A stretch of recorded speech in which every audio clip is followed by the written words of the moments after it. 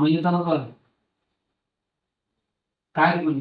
ಕಲೆಯನ್ನೇ ನಾನು ಮುಂದುವರಿಸಬೇಕು ಅಂತೇಳಿ ಅವರು ಸುಮಾರು 30 ವರ್ಷಗಳಿಂದ ಕನ್ನಡ ರಂಗಭೂಮಿಯ ಜೊತೆಗೆ ನರ್ತನ ಬೆಳೆಸಿದರು. ಮೊದಲು ಅವರು ತಮ್ಮ ಅಜ್ಜನ ಕಂಪನಿ ಬಗ್ಗೆ ದತ್ತಾತ್ರೇಯ ನಾಟಕ ಕಂಪನಿ ಇತ್ತಲ್ಲ, ಆ ಕಂಪನಿಯ ಬಗ್ಗೆ ಒಂದು PhD ಮಾಡಿದವರು. ರಂಗಭೂಮಿಯ ಬೆಳವಣಿಗೆ ಆಗಿದೆ, ಬದಲಾವಣೆ ಆಗಿದೆ, ಎಲ್ಲವನ್ನು ಒಳಗೊಂಡಂತ ಒಂದು ಕೆಲಸ ಆಗ್ತಾ ಇದ್ದಾರೆ. ಅದು ಆ ಕೆಲಸದ ಒಂದು ಭಾಗ ಅಂದ್ರೆ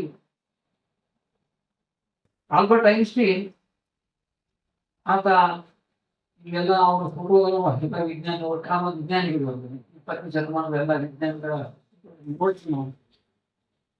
20ನೇ ಶತಮಾನದ ಅತ್ಯಂತ ಮೇಧಾವಿ ವ್ಯಕ್ತಿ.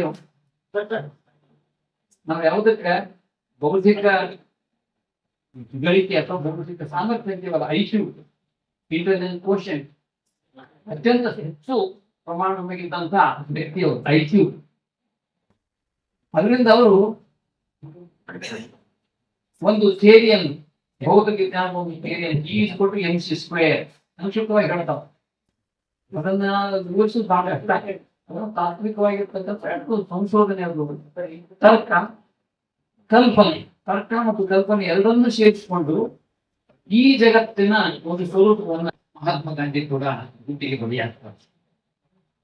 ಇವೆರಡು ಸಂಗತಿಗಳು ಅವರ ಮನಸ್ಸನ್ನು ತೆರೆಯಿಟ್ಟು ನಾವು ಯಾವುದನ್ನು ವಿಚಾರ ಮಾಡ್ತೀವಿ, ಒಳ್ಳೆಯದನ್ನು ಮಾಡಿದ್ದೀವಿ, ನಮ್ಮ ಬುದ್ಧಿ ಶಕ್ತಿಯನ್ನು ಪ್ರಯೋಗ ಮಾಡಿ ನಾವು ಮಾಡ್ತೀವಿ, ಅದೆಲ್ಲ ಮನುಷ್ಯನವನ್ನೇ ಹಾಳು ಮಾಡ್ತಾರ ಅಂತ ಬಹಳ ವಿಷಾದ ಆಗ್ತದೆ. ಕೆಲವರಿಗೆ ಕೃಷಿ ಮಾಡಿಗೆಗಳು ಕರ್ನಾಟಕದಲ್ಲಿ ಚಿಂತೆಯನ್ನು ಪಡುವುದು ಎಷ್ಟು ವಿಜ್ಞಾನ ಸಂಖ್ಯೆಯಲ್ಲಿ ಬಂದಿದ್ದಾರೆ.